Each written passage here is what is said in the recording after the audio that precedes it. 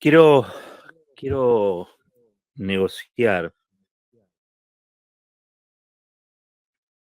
quiero negociar con la muerte si es que se puede, porque hoy en la Argentina murieron 791 personas, más Horacio González. No 792 personas, de 791 más Horacio González. Yo no conozco a los otros, a las otras, pero sí conocí a Horacio González. Y quiero negociar, no puede ser que esto sea así de inapelable. No puede ser que así como así, un día, un martes, un 22 de junio de este año pandémico, haya muerto Horacio González.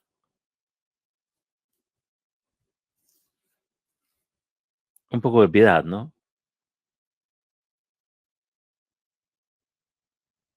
Un poco de piedad. Horacio fue un, un intelectual, un erudito, que siempre tuvo el corazón en el lugar correcto, en la zona donde el corazón bombea de verdad, allí donde la historia late. Horacio fue un sociólogo, ensayista, pero fundamentalmente un romántico, intelectual romántico, que como otros buscó la palabra justa para decir, para nominar, para dar entidad, para dar vida a las cosas que él veía, que él retrataba, que él contaba, que él analizaba, que él reflexionaba. Qué tipo gigante Horacio González.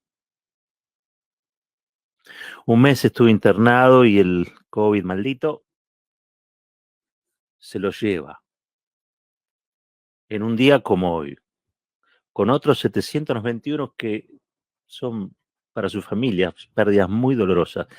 Pero Horacio González es una pérdida para todos y para todas.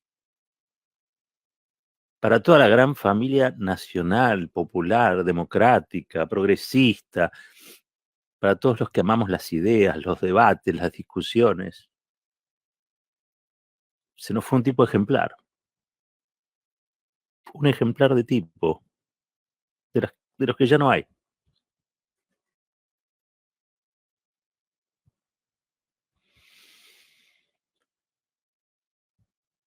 Hace poco, menos de un mes, creo que hablamos con él aquí. No, hace un mes y monedas hablamos con él aquí. Siempre afable, siempre generoso, siempre atento, siempre dispuesto. Recuerdo haberlo ido a ver, él publicaba mucho, y ustedes saben, en página 12. Yo lo fui a ver cuando habíamos sacado tiempo argentino. Tuvimos una larga charla ahí en la Biblioteca Nacional. Claro, pertenecíamos a generaciones muy distintas, ¿no? Horacio con toda esa carga de los 60, de los 70 encima, del exilio, de la vuelta y del amor, ¿no? Con Liliana Herrero hasta el día de hoy, su compañera Liliana, compañera de vida. Y Horacio me dijo, mira, yo la verdad es que creo que estás haciendo esto y va a ser difícil que instales un diario, pero contá conmigo. Y así fue que cada vez que le pedíamos, o cada vez que que a él se le ocurría. Nos mandaba unos largos textos. Después nos empezaron a mandar también los textos de Carta Abierta, que publicaba Página 12 primero, pero bueno, creo que salimos en un tiempo en simultáneo. Nada, todos gestos muy, muy amorosos para con nosotros y esa locura que fue lanzar el diario, ¿no? Me lo cruzó muchas veces y siempre ha sido un placer escucharlo. Uno, hablando con él, aprendía,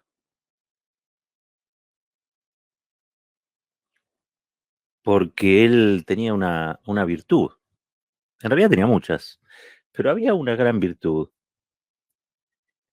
y es que era un tipo popular en el sentido de no creerse por encima de nadie. Sabía más que muchos,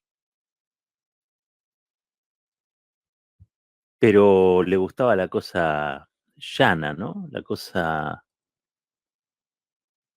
el, el cara a cara, digo, achicaba las distancias rápidamente, Horacio. Bueno, tiene una obra espectacular, pero yo me quedé enganchado con la persona. Tenemos unos audios ahí donde él cuenta algo de su historia, porque Horacio es, como les decía, un romántico, pero aparte, Horacio es el arquetipo de un tipo de militante y de intelectual, de los que hoy no abundan, de esos que ponían la cabeza, pero también ponían el cuerpo a las cosas, ¿no? Producto de una realidad muy convulsionada también, ¿no? Es innegable que la historia del país ha dejado marcas en generaciones. Y Horacio es claramente esa generación que se involucra en la política, que vive bajo dictadura, que se enrola en la militancia en nombre de la libertad, de la justicia, del retorno de Perón, sus cátedras nacionales. Eh, pero un tipo con una cabeza enorme, ¿eh? Un tipo con una cabeza enorme. Él dice que nació en Villa Pueyrredón. Vamos a escucharlo. Dame el audio 1, Yeye. Bueno, yo me llamo Horacio González y nací en el barrio de Villa Pueyrredón, en el hospital Pirovano, que creo que estaban dentro de los lindes de lo que hoy se llama barrio de Villa Pueyrredón. Eh, para no hacer tan ridículo este recuerdo, diría que todos tenemos la obligación de recordar de una manera u otra la infancia y este recuerdo es doloroso y también borroso. Lo que yo recuerdo con más felicidad, sin embargo, es la presencia de mi abuelo. De hecho, me crié con mi abuelo, que era un clarinetista de la Orquesta Municipal de Recanati, así, italiano, y empleado de los ferrocarriles ingleses. De modo que, estando ausente de la música también, aunque él seguía tocando el clarinete, eh,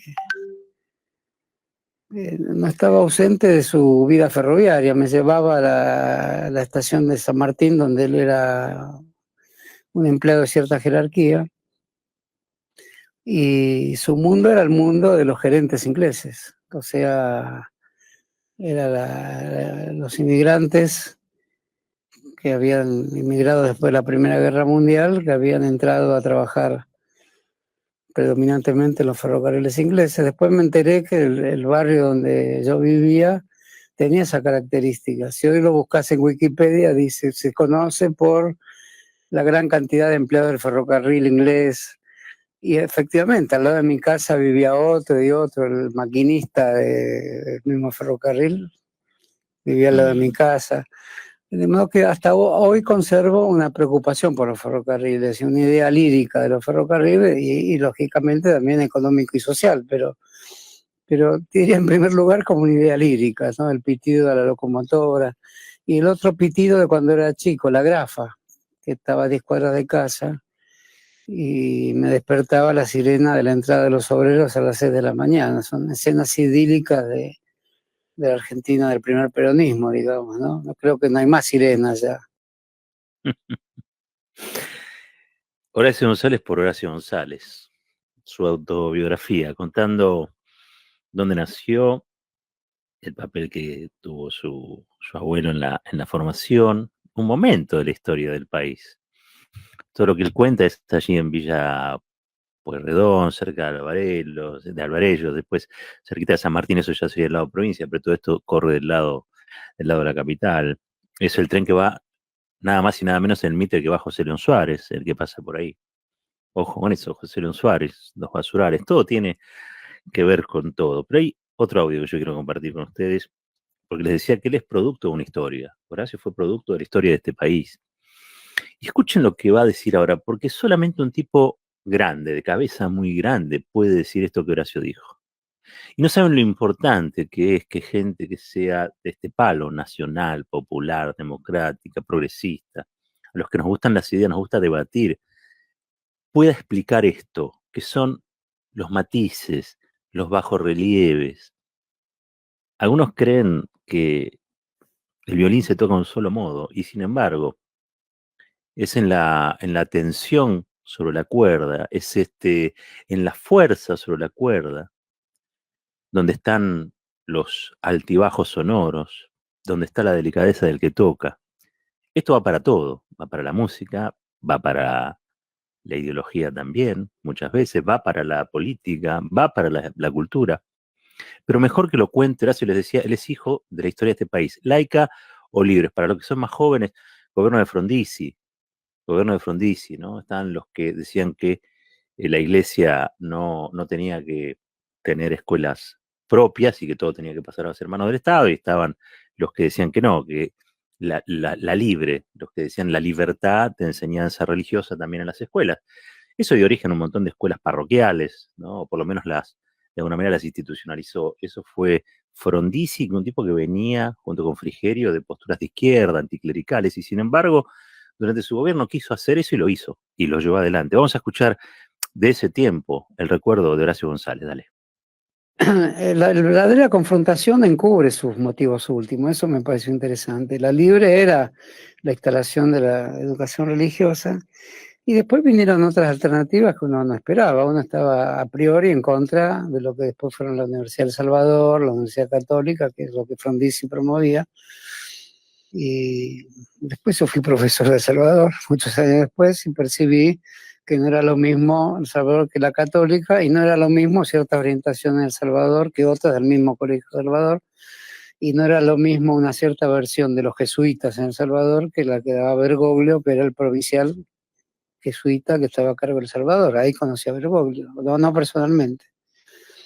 De modo que ahí comprendí que las contradicciones son más sutiles que las que uno comprende cuando sale rápidamente a la calle, pero si no fuera una comprensión rápida y si uno se pudiera pensar en la sutileza de las contradicciones, no saldría nunca a la calle también. Así que ese fue un primer despertar político, digamos.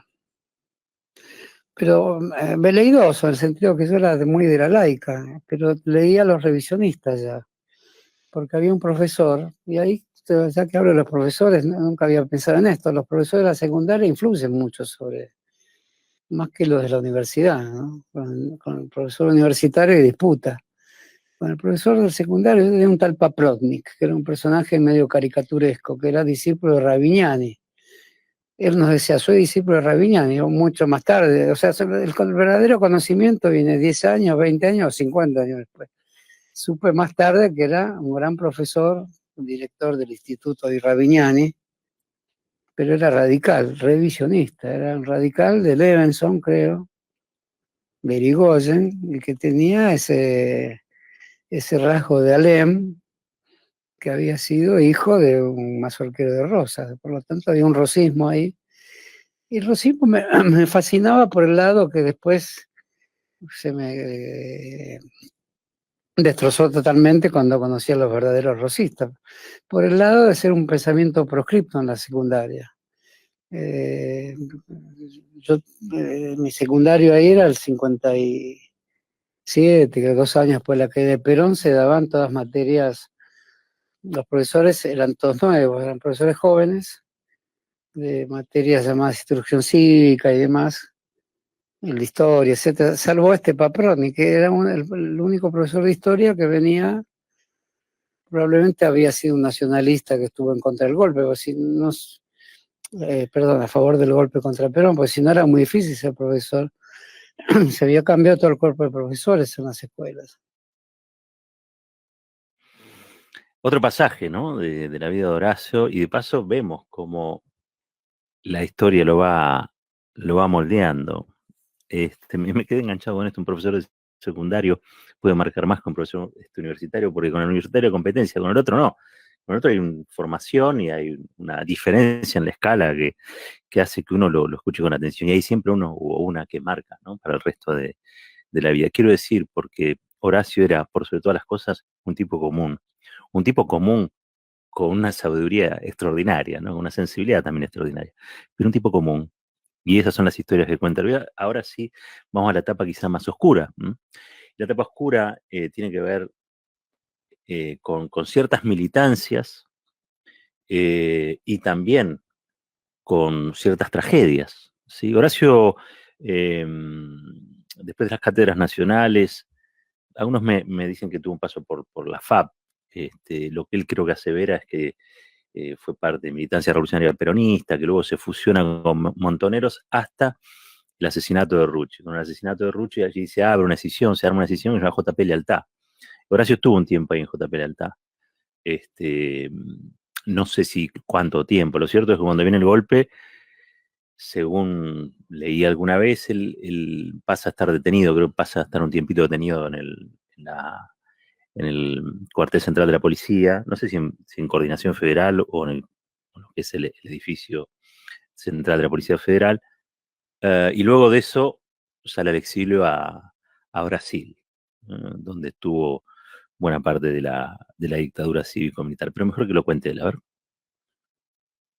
Entonces, para estar en una organización, pues un refugio, y tu último refugio te puede llevar a la muerte. Y eso también es algo que perfectamente uno puede valorar como positivo. Yo particularmente no lo valoré como positivo y eso linda ya con los pensamientos que uno puede tener sobre cuáles son los límites que se autoimponen en relación a la lucha armada y demás. Son todos temas de envergadura ética que nunca se trataron así en esa época, salvo en algunos grupos cristianos, muy pocos, porque en realidad la lucha armada en Argentina se hizo un poco la ligera. De ahí que la pregunta del viejo Jaureche al sobrino, y contada por un sobrino dudoso, que duda de esto, es una pregunta que me impresionó mucho, pues es obvia, no sabían con quién se enfrentaban, no sabían qué es el ejército argentino. Eso vale porque también Jaureche se enfrentó a una parte del ejército argentino. A Paso de los Libres fue un enfrentamiento con la aviación, fue el estreno de la aviación del ejército argentino y fue una masacre en 1933, o sea que él sabía lo que era enfrentarse al ejército argentino. Entonces,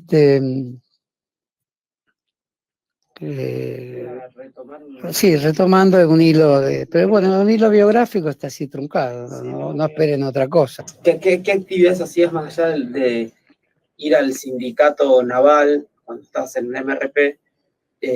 Y también quería, ¿cómo continuó en ese sentido tu militancia? Digamos, ¿cómo continuó esa organización? Bueno, con el MRP tiene un contacto en el barrio de Flores, que es cerca del cual yo vivía, entonces aprovechamos para tener una unidad básica ahí.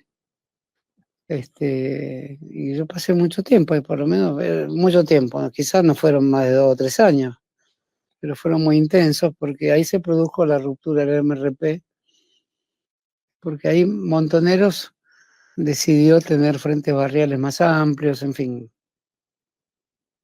Y el MRP quedó limitado al pequeño sector de Pancho Gaitán y de Luca, que era el secretario general de SAON. Y todos los demás nos fuimos alegremente con Montoneros, pero en los encuadramientos, aunque la palabra es fea y pertenece al nombre de un grupo, digamos, eran amplias formas de acogida. Se fundaban unidades básicas a rolete, y se producía una mezcla entre universitarios y la gente del barrio, que no era fácil, porque yo la que viví no era fácil, que era el dilema de los grandes movimientos sociales, digamos, la militancia de los que provienen de la universidad, a los que se le dicen intelectuales, con razón o no, y la vida barrial, que es una vida intensa, una vida despojada de títulos.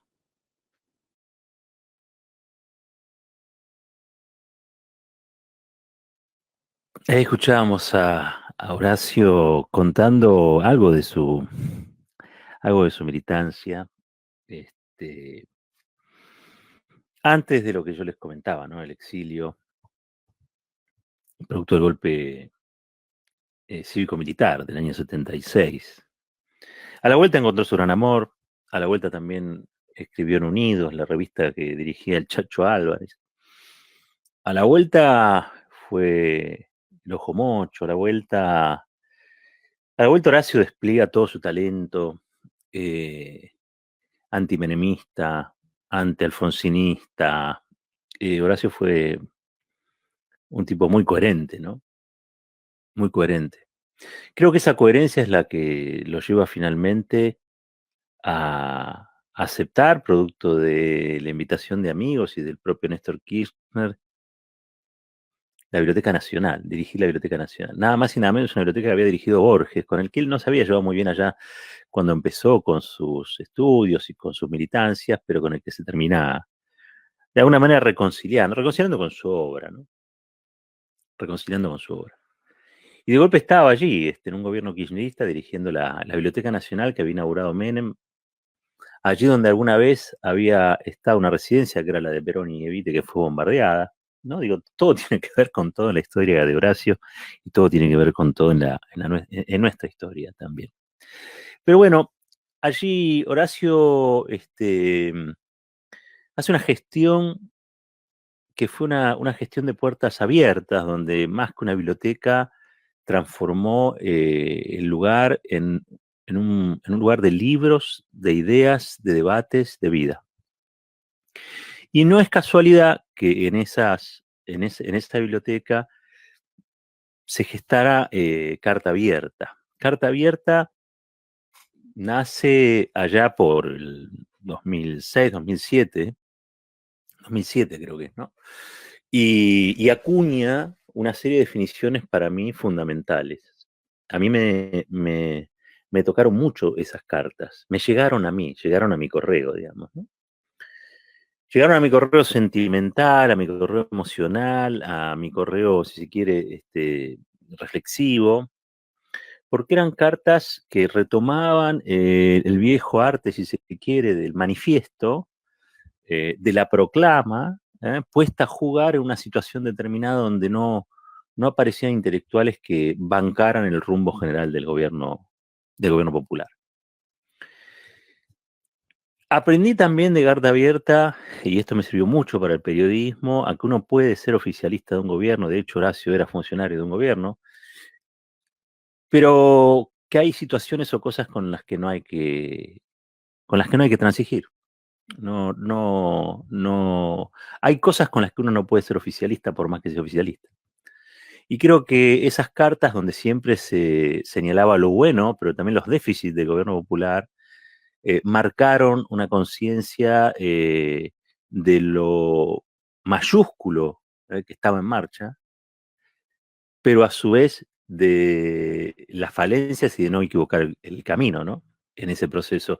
Y claro, Horacio tenía autoridad junto con Nicolás Casullo, con Ricardo Foster y tantos otros intelectuales que participaron de Carta Abierta y le dieron un empujón casi durante una década. Me parece que duró 11 años Carta Abierta hasta que se autodisolvió. De nominar, de poner en palabras una definición del contexto, el contexto político nacional, el contexto político internacional, la dimensión ética de los actos políticos, la caracterización de la etapa o de las etapas, quiénes eran los enemigos o adversarios del gobierno, las encrucijadas, una palabra que a Horacio le gustaba muchísimo, las encrucijadas que atravesaba los gobiernos nacionales y populares, tanto de Néstor como de Cristina Kirchner. Así que yo le debo mucho a Horacio González de lo que fue todo ese proceso, porque me enseñó a verlo, me enseñó a interpretarlo, y además él honró también a su generación, como Néstor honró a su generación, porque tomó ciertos riesgos con mucha audacia, que era un signo muy de esa generación de los 60, 70, que fue tomar partido. Y a su vez, tomando partido, armar dialécticamente una situación de independencia frente a ciertas cuestiones que para él eran los nutrientes fundamentales, ¿no? Del movimiento que estaba surgiendo. Y yo digo que estaba surgiendo porque a partir de esa biblioteca, a partir de los debates armados en esa biblioteca, inaugurados en esa biblioteca, en ese que fue, si se quiere, el epicentro de grandes discusiones, pero también el refugio de viejos legados, ¿sí? En ese contexto, me parece que hay una etapa que es fundamental y es donde Carta Abierta le presta una serie de elementos, de categorías al kirchnerismo que el kirchnerismo no tenía. Y eso creo que le dio también una dimensión transformadora distinta, ¿no? No es casualidad que luego de la derrota con Francisco de Narváez, Néstor Kirchner haya ido a una asamblea de Carta Abierta, ¿no? Allí al Parque Lezama, a hablar frente a sus pares de generación, ¿no? No es casualidad que haya reconocido en ese grupo de intelectuales, pensadores, activistas, a los propios que allá en los 70 se paraban y daban las grandes cátedras. Algunas eran cátedras, otras eran directamente asambleas. Horacio fue también alguien que honró a su generación, pero que además de eso, embebió a las próximas generaciones, a las que vinieron después, a los que vinieron después, de cosas que son enormes y que hablan fundamentalmente de su generosidad. Horacio nos dio aliento, nos dio conocimiento, nos dio libros, nos dio charlas, nos dio abrazos, nos dio una manera de pensar las cosas, nos dio un mundo, nos dio un compromiso, nos dio una idea de por qué había que apoyar determinadas cosas y no otras, nos dio también, entre todo ese bagaje, algo fundamental. Horacio González nos dio a Horacio González. Esto es Fuerte y al Medio.